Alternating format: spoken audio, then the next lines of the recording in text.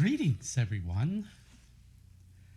Last time we were doing the month of July. Well, it was the month of Tammuz at least.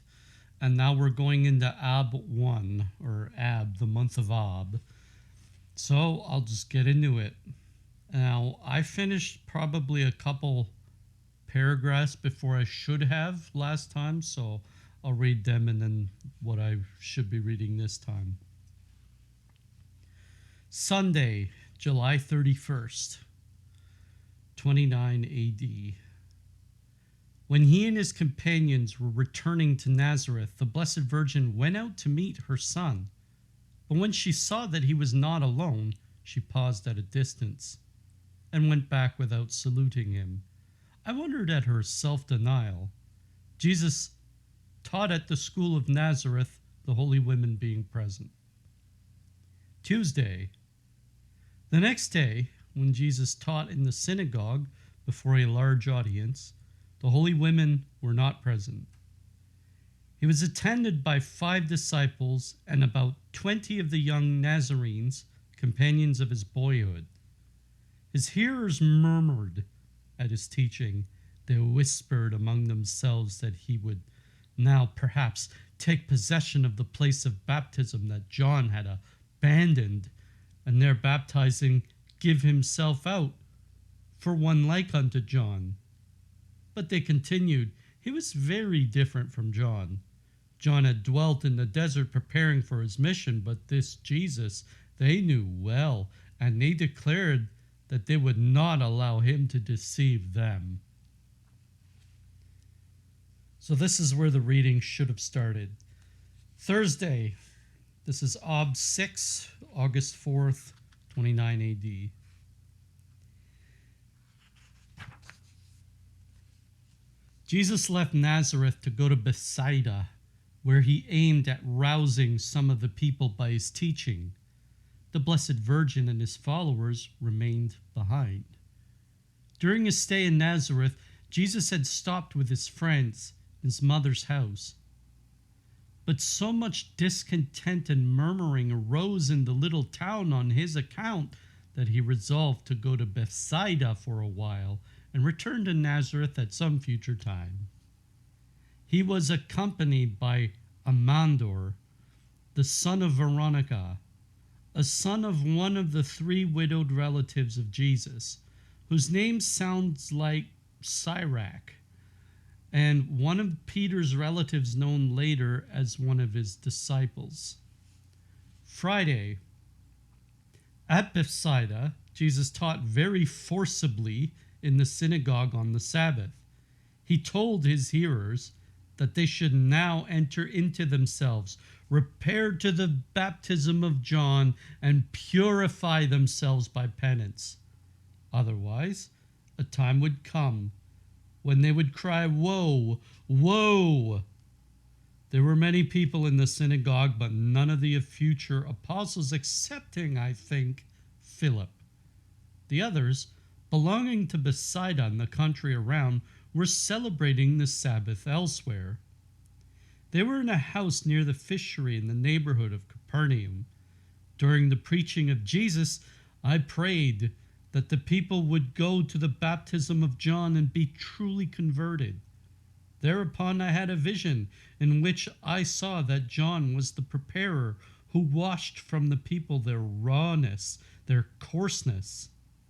I saw him working so actively, so vigorously, preaching so vehemently that his camel skin slipped from shoulder to shoulder. This, I think, was merely symbolical, for at the same time I saw something like scales falling from some of the newly baptized, black vapors issuing from others, and light shining clouds descending upon others. Sunday, they just have a narrative, which I'll go over later. Monday. In Capernaum, also Jesus taught in the school. Crowds came from all sides to hear him, among them Peter, Andrew, many others who had already been baptized by John. On Tuesday, Jesus stayed in Capernaum. That's not much of a narrative. So Wednesday, when Jesus left Capernaum, I saw him teaching 2 hours distant from the city toward the south. His hearers were numerous. He had with him only the 3 disciples, for the future disciples who had heard him in Capernaum had, without exchanging words with him, gone again to the sea. Jesus spoke here also of John's baptism and the fulfilled promise. Now we pass by Thursday, Friday, and Saturday. Jesus kept the Sabbath in a school between Nazareth and Sepphoris. The holy women from Nazareth were present, also Peter's wife and the wives of some of the other future apostles. The place consisted of only a few houses and a school. It was separated from Anne's former residence by a field. Of the future apostles, Peter, Andrew, James the Less, and Philip, all disciples of John, came to hear Jesus. Philip belonged to Bethsaida. He was tolerably well educated and was much engaged in writing. Jesus did not tarry long here. He took no meal, but only taught. The apostles had, probably, celebrated the Sabbath in the neighborhood, for the Jews often visited other places on the Sabbath. Being informed of Jesus' presence, they had come to hear him. He had not yet spoken to any of them in particular. So now this is a subtext. Jesus in Sepphoris, Bethulia, Kishion, and Jezreel. Sunday. From the last place, Jesus crossed a mountain with the 3 disciples and went to Sepphoris, 4 hours' distance from Nazareth. He stopped at his great aunt's. She was Anne's youngest sister, Maraha, and the mother of a daughter and 2 sons. These sons were clothed in long white garments. They were named respectively Aristaria and Kocharia, and later on they joined the disciples. The Blessed Virgin, Mary Cleophas, and other women had also come hither. The feet of Jesus were washed, and a repast prepared in his honor. He passed the night in Maraha's house, which had been the home of Anne's parents. Sepphoris was a large city, and in it were 3 different sects: the Pharisees, the Sadducees, and the Essenes, each with its own school. The city often suffered severely from war. At the present day, it is scarcely in existence. Monday, and now we're in the middle of August. So this is Monday to Wednesday, actually. Jesus stayed some days here, preaching and exhorting his hearers to go to the baptism of John. He taught in 2 synagogues on the same day, in a large high one and in a small one. The large one belonged to the Pharisees. They listened indignantly to his words and murmured against him. The women were present at this instruction, but in the other synagogue, the small one that belonged to the Essenes, there was no place for women. Jesus was kindly received by the Essenes. Thursday. As Jesus was teaching in the school of the Sadducees, something very wonderful took place. There were in Sepphoris numbers of demoniacs, simpletons, lunatics, and possessed. They were instructed in a school near the synagogue, which latter place they were obliged to attend when prayer and teaching were going on. They had a hall in the rear reserved for themselves, and they were made to listen attentively. Custodians armed with whips stood among them, each with few or more under his charge, according as they were more or less troublesome. Before Jesus entered, I saw these poor creatures during the teaching of the Sadducees distorting their countenance and falling into convulsions. Their keepers had to bring them to order with the lash. When Jesus made his appearance, they were at first quite still.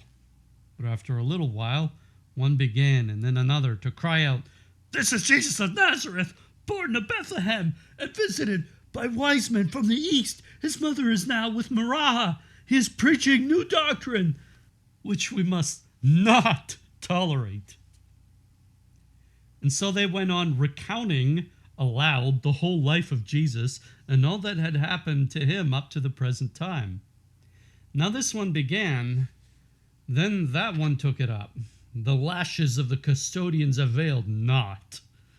For soon all began to cry out together, and the confusion became general. Then Jesus commanded them to be brought to him outside the synagogue, and he sent 2 disciples to collect all the other insane from the different quarters of the city and bring them also. Soon there was a crowd, fully 50 such unfortunates around him, and multitudes of others, all eager to see what would happen. The insane kept up their cries. Then Jesus spoke, saying, "The spirit that speaks through these is from below. Let it again go below." And at the same instant all became quiet. They were cured. And I saw several fall to the ground. And now a great tumult, excited by the cure, broke out in the city, and Jesus and his followers were in great danger. The excitement became so great that Jesus escaped into a house and left the city that night. The Blessed Virgin, the 3 disciples, with Kocharia and Aristaria, the sons of Anne's sister, left the city also. The mother of Jesus was in great trouble and anxiety, for this was the first time she had seen her son so violently persecuted. Jesus had appointed some trees outside the city as a meeting place, and from there all went on together to Bethulia. The majority of those cured by Jesus in Sepphoris went to John's baptism. Later on, they were the principal ones of the city who followed Jesus. Bethulia is that city at whose siege Judith slew Holofernes. It was built on a mountain southeast of Sepphoris. The view from it extended far around into the distant. Magdalen's castle in Magdala was not far off, and Magdalene herself was at this time at the height of her glory. Bethulia too possessed a castle, and the place was rich in springs. Friday. Jesus and his disciples entered an inn outside Bethulia, and thither came Mary and the holy women again to meet him. I heard Mary talking to him, begging him not to teach here again, for she was afraid there might be another insurrection. But Jesus replied that he knew what he had to accomplish. Mary asked, "Shall we not now go to John's baptism?" To which Jesus answered gravely, "Why shall we now go to John's baptism? Have we need of it? I shall journey and reap still a little longer, and I shall say when it is time to go to the baptism." As afterward at Cana, Mary kept silence.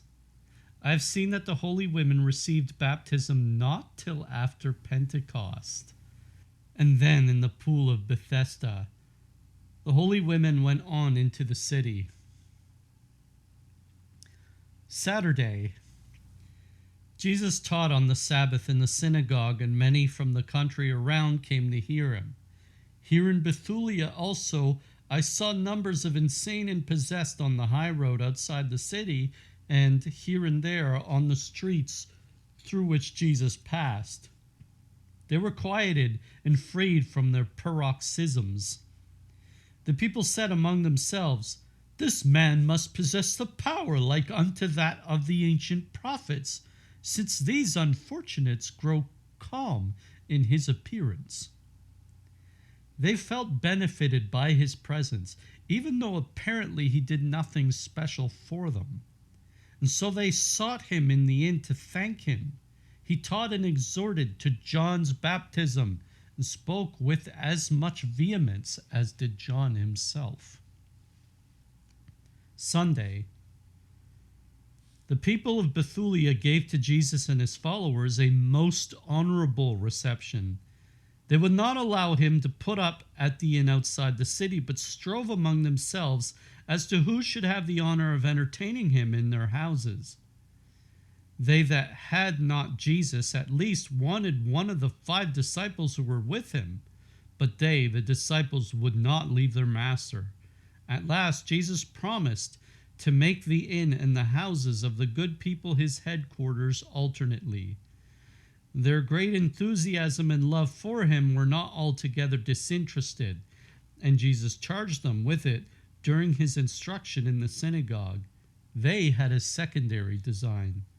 They wanted, by entertaining the new prophet, to attract to their city that esteem which they had lost by their trade and other dealings with pagans.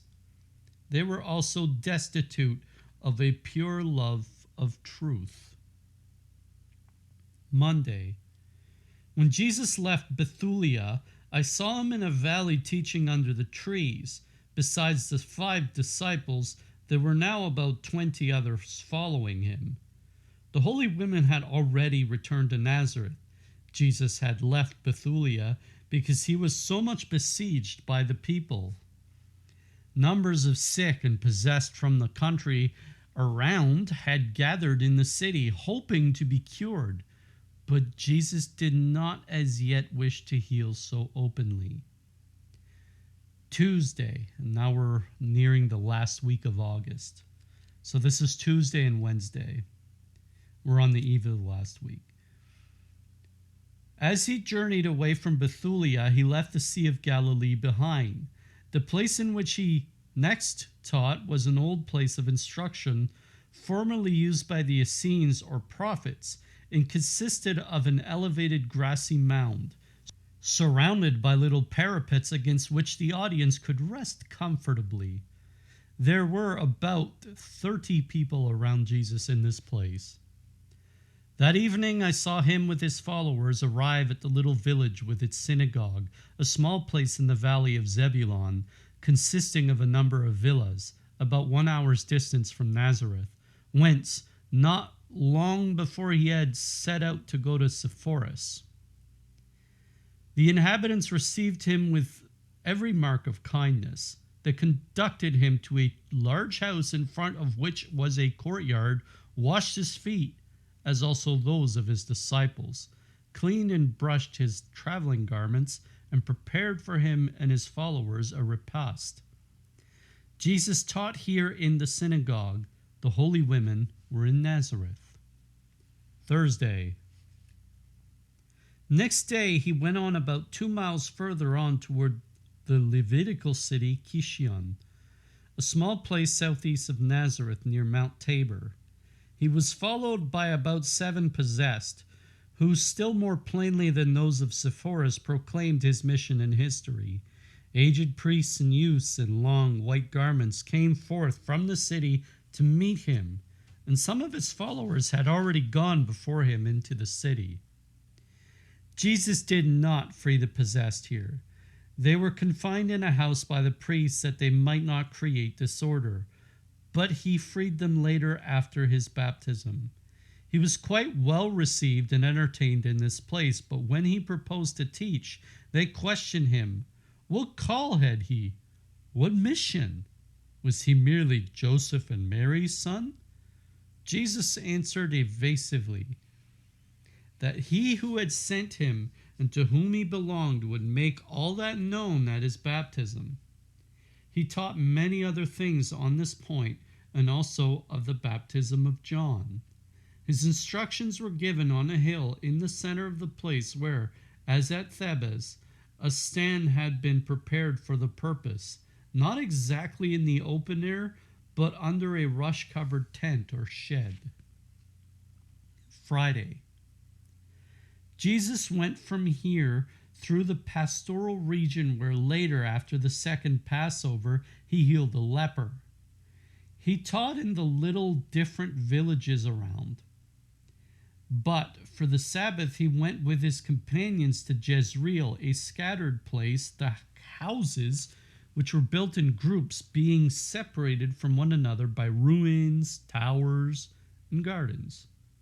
A high road ran through the city called King's Street.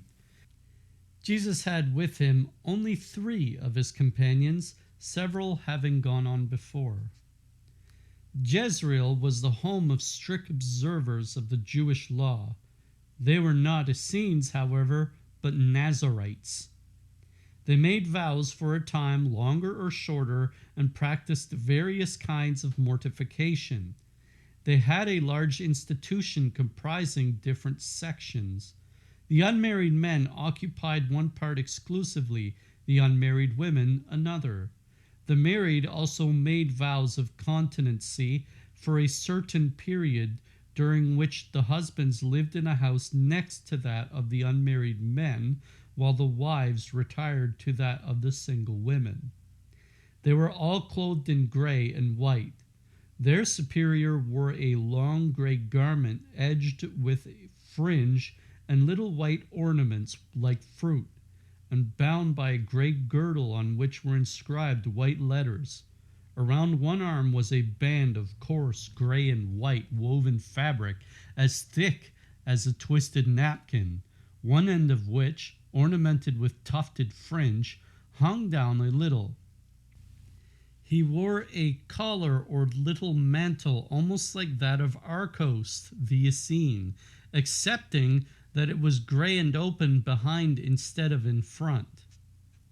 A blank shield was fastened on it in front, while behind it was tied or laced. On the shoulders hung slit lappets.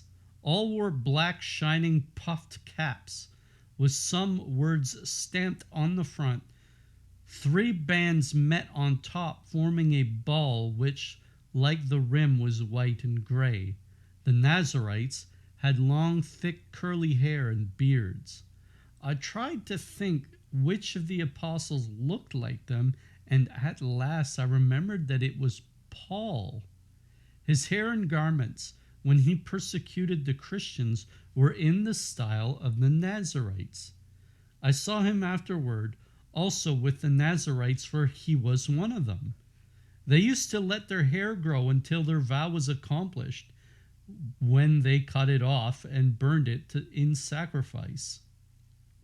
They sacrificed pigeons also. One could assume and fulfill the unfulfilled vows of another.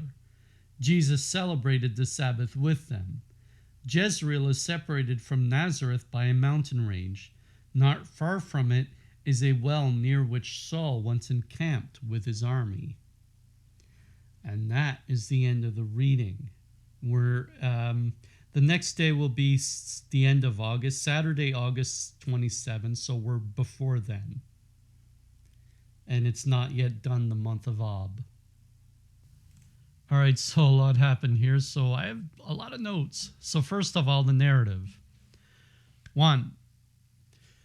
On August 3rd, John was questioned near a place called Ono. 20 guys were sent by the Sanhedrin. John told them of Jesus, saying he was born of Bethlehem, but he was raised in Nazareth.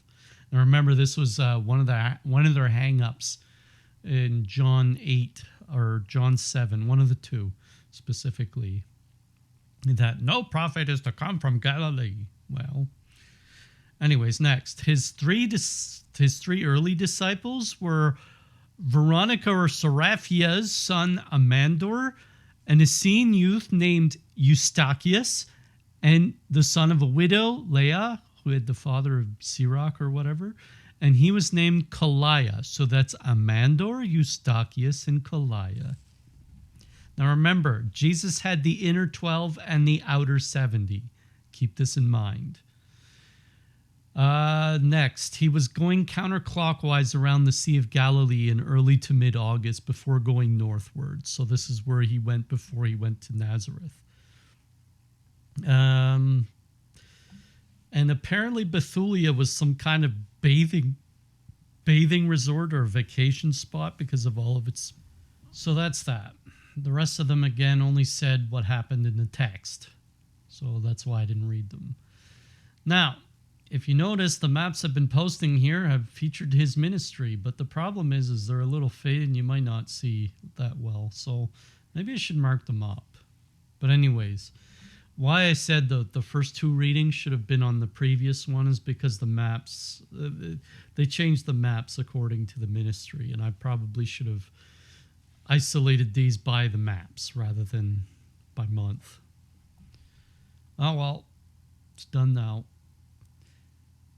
Next note, Mary turned around when she saw him with his friends. I think this was for multiple reasons. First of all, she wanted him to get all the attention, so she didn't want to distract him at all by going to him, but rather letting him come to her, and he did.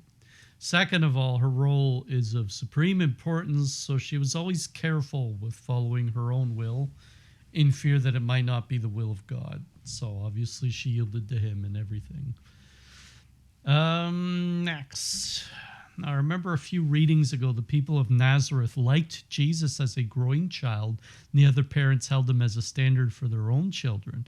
Well, I'm guessing now these children grew up, and then now they're jealous, and they're not enjoying the impossible standards set before them. So I guess maybe the Novus Ordo Church should come along to Nazareth at that time and tell them, oh, don't you worry, God loves you just the way you are, i.e. continue to sin.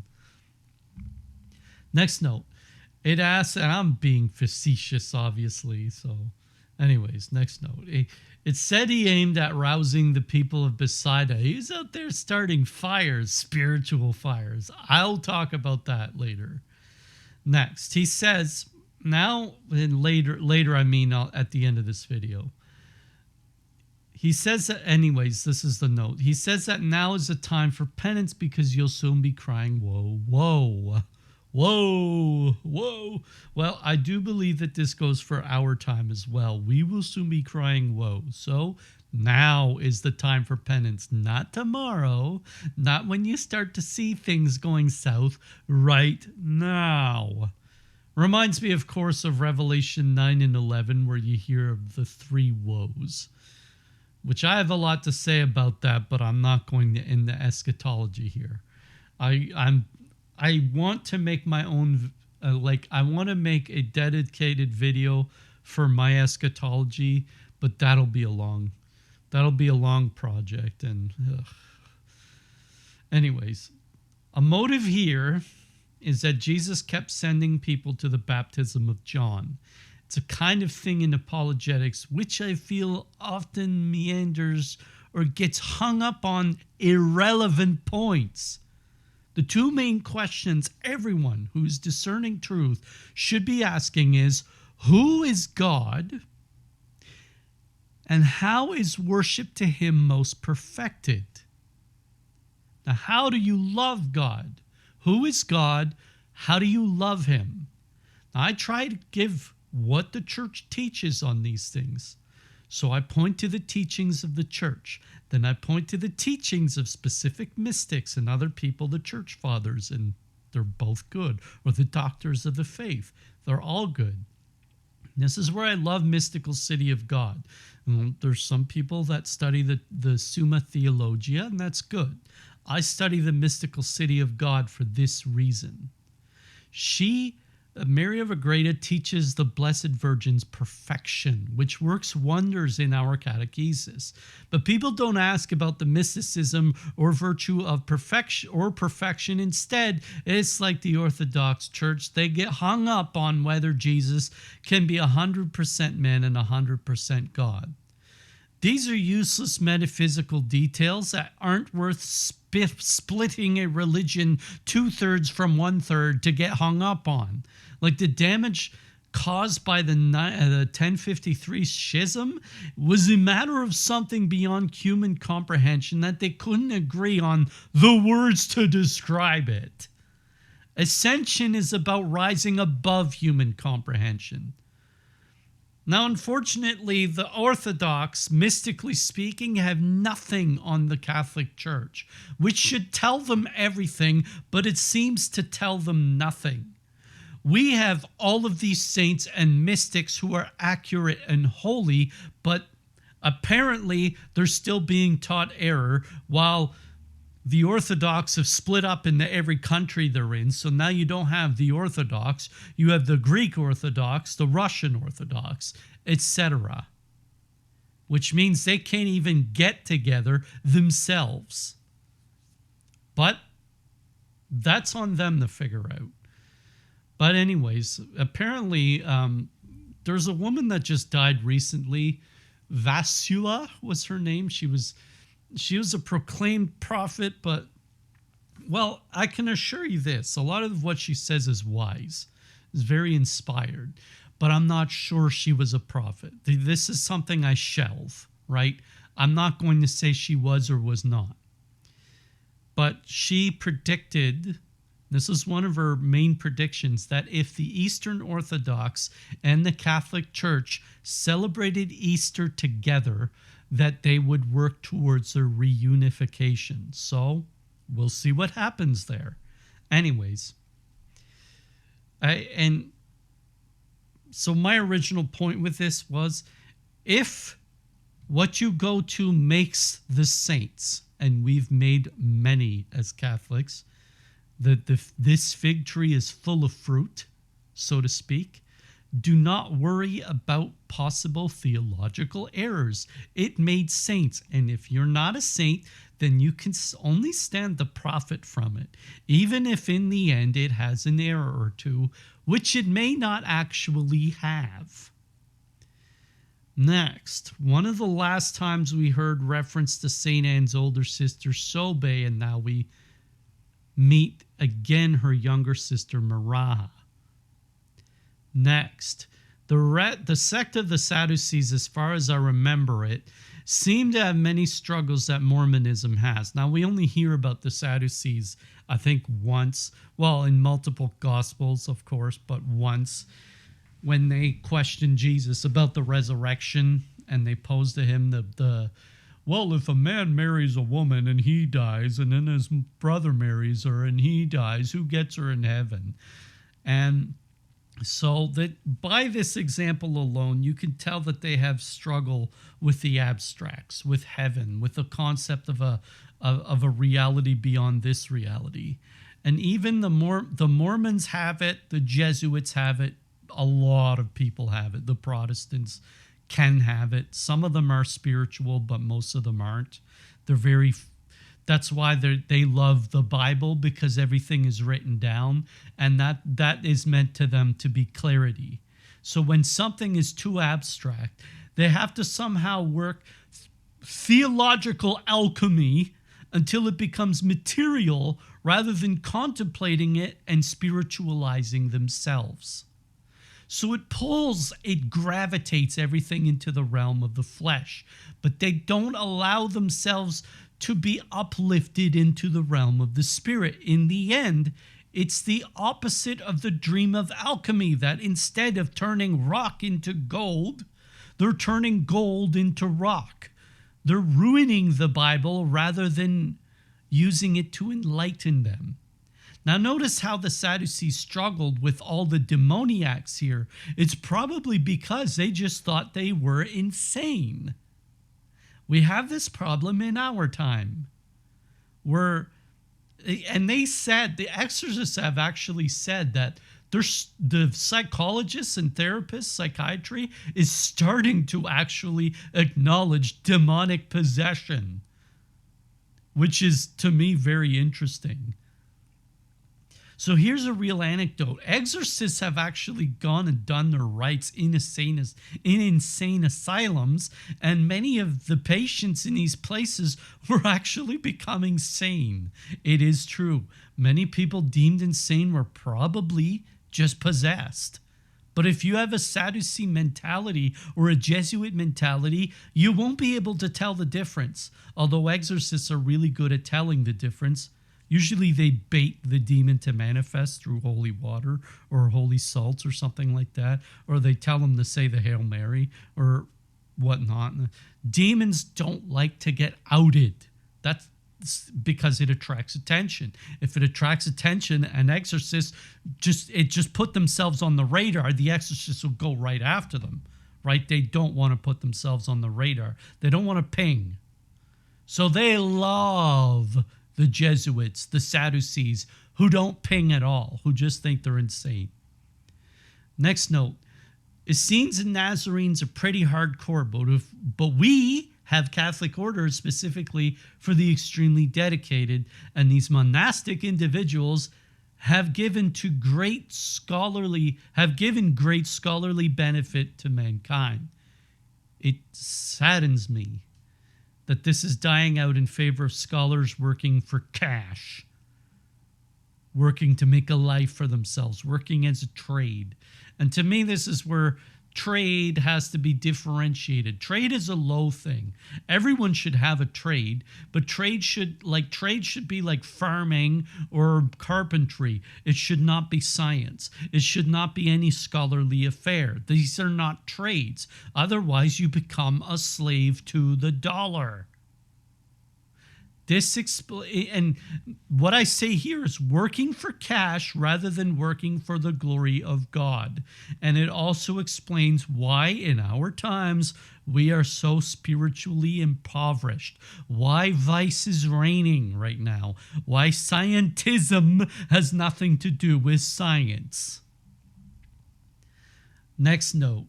Judith is mentioned. Excellent book of the Old Testament that is a precursor to Our Lady's role and how she will be the one who steps on the head of the serpent, who crushes the head of the serpent. Notice that Luther axed the book. It's part of the Apocrypha, supposed Protestant Apocrypha. And now Protestants don't believe that it is the woman who will crush the head of the snake with her heel, even though it would fulfill justice for a woman to finish what a woman began.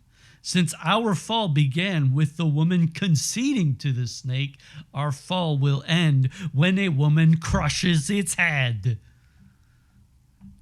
Next, Mary knew the redemption was coming, but I think she feared sometimes Jesus was going too fast. But here's something to note. This was released in the early 1800s before the dogma of the Immaculate Conception was declared, before the apparitions of Lourdes and Rue de Bac, the miraculous medal. They were more in the middle 1800s. Here Christ says to Mary in the text, and I paraphrase, why do you want to go back, get baptized? It's not like we need it. I mean, what he actually said was, have we need of it? Well, he's saying here that neither he nor his mother have original sin. You read Mystical City and you will see the 4 Marian dogmas at play there. And you'll also see 2/3 of the 5th and final Marian dogma yet to be declared, but they're in her text. Although, her role as mediatrix and advocate are declared openly in Mystical City, only co-redemptrix is hinted at, strongly hinted at. Although she never uses the word co-redemptrix, she will call her things like the coadjutrix to the redemption, among other things. Next, again we see Jesus wanting to start fires. But he's still trying to keep his profile lower than John's, so he's holding back.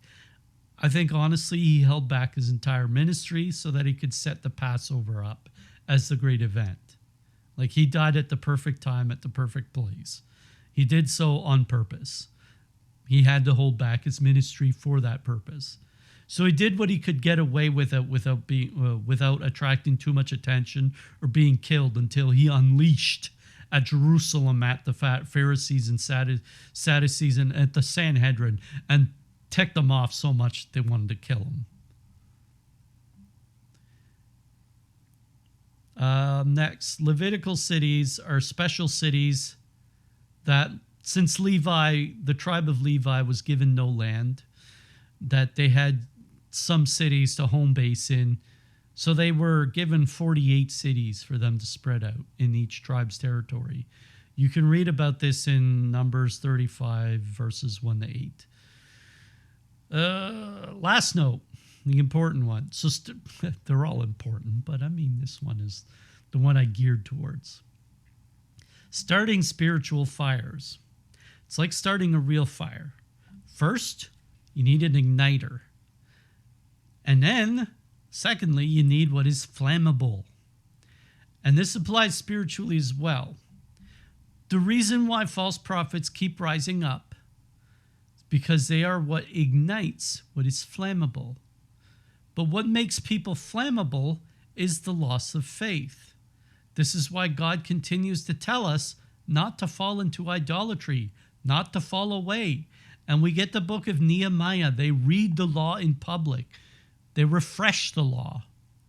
We, as Catholics, have the sacrifice of the Mass for exactly the same reason, so that we do not become flammable to false prophets, so that we stay in love with God. So if we stop going to Mass or if we fall away, we become flammable. And then a Protestant comes along and lights us on fire, and then we're moved by a false spirit against the true spirit. The reason why a lot of nominal Catholics are becoming flammable, so to speak, is, unfortunately, the apostasy taking place, the yielding to modernism and materialism, the whole attitude that the church isn't the institution of Christ, but just a institution of Christ. And people become flammable at hearing this attitude, at witnessing it, because the fire is simply dying in the church. Now the SSPX comes along and other traditional movements, and they're doing right by starting fires in people with the orthodoxy of the faith, with the history of it, because it's so rich. And I am one of those such ones that was flammable, and I was buying into the rogue Christianity until I heard the speeches of Malachi Martin and Father Hess. They lit me on fire again. I was made flammable by the fact that the Novus Order Church did not do Mass reverently enough. My imagination was irked with this idea of perfection of worship that I did not see demonstrated. So if Jesus came along in my time, of course he would start a fire in me if I felt the Pharisees and Sadducees were failing at the task, and I most certainly would have. And notice how well he was received by the hardcores, the Essenes and the Nazarenes, the biggest traditionalists of the time. Well, Jesus was well received by them, of course. They were ready for his fire. To the rest, he said, go to the baptism of John, because John is a true prophet, lighting people on fire, or at least making them flammable for Christ. So he was going to make the people flammable for Christ. So he was baptizing with water, and Christ baptizes, well, I'll just tag it at the end here. Ave Maria. I baptize you with water, but he will baptize you with the Holy Spirit and with fire.